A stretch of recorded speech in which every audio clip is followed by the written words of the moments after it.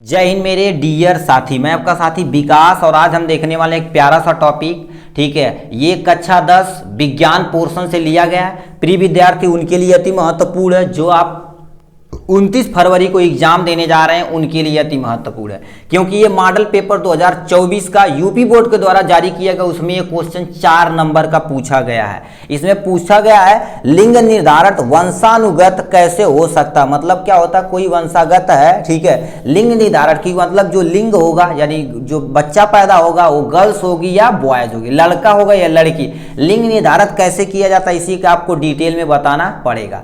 तो इसमें देखा जाए तो क्या होता है, सबसे पहले उत्तर देखा जाए क्या होता है। मनुष्य में 46 गुणसूत्र होते हैं, ये तो हम जानते हैं। याद रखना, ये ऑप्शन में पूछ सकता मनुष्य में कितने गुणसूत्र होते हैं, तो याद रखना मनुष्य में कितने गुणसूत्र होते हैं, 46 होते हैं। यदि जोड़े में बोला जाए तो 23 जोड़ा होकर लिख देना, ठीक है। जिसमें से 44 कायकी गुणसूत्र कहलाते हैं, ठीक है। मतलब जो 44 होते हैं कायकी गुणसूत्र कहलाते हैं और 2 जोड़ी होते हैं लिंग निर्धारण होते हैं, ठीक है। लिंग गुणसूत्र होते हैं जिसे हम क्या बोलते हैं, गुणसूत्र हेट्रोसोम्स कहते हैं। यही क्या कह देते हैं, गुणसूत्र। जो अब बताइए, सबसे पहले देखो 46 है, ठीक है। आपके पास 46 गुणसूत्र होते हैं। अब इसे यदि तोड़ा जाएगा तो 44 और प्लस में क्या होता है, एक्स वाई गुणसूत्र होते हैं। देखो 44 और 2 क्या हो जाएंगे, 46 गुणसूत्र होंगे। अब ये जो 2 जोड़ी होते हैं ये तुम्हारे पास मेल में है और यदि फीमेल में देखा जाए तो एक्स एक्स होते हैं। तो ये जो 2 जोड़ी होते हैं लिंग निर्धारित करते हैं, ठीक है। तो इन सबको दोनों को मिला के क्या बोला जाता है, ये वाला जो क्रोमोसोम है, ठीक है, यही लिंग का निर्धारण करता है। इसीलिए इसे क्या बोला जाता है, लिंग निर्धारित गुणसूत्र कहा जाता है।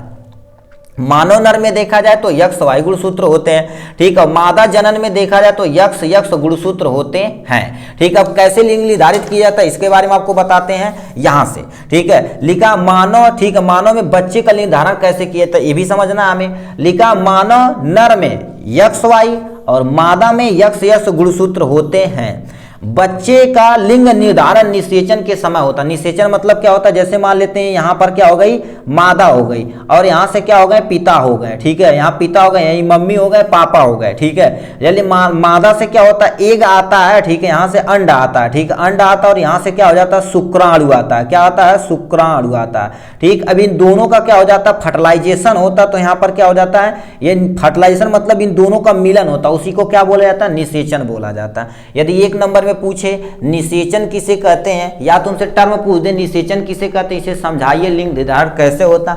तो लिखा गया मादा का अंड और पिता का शुक्राणु का जब मिलन होता उसी प्रक्रिया, मिलन से एक जाइगोट का फॉर्मेशन होता, उसी प्रक्रिया को हम क्या बोलते हैं, निषेचन बोलते हैं।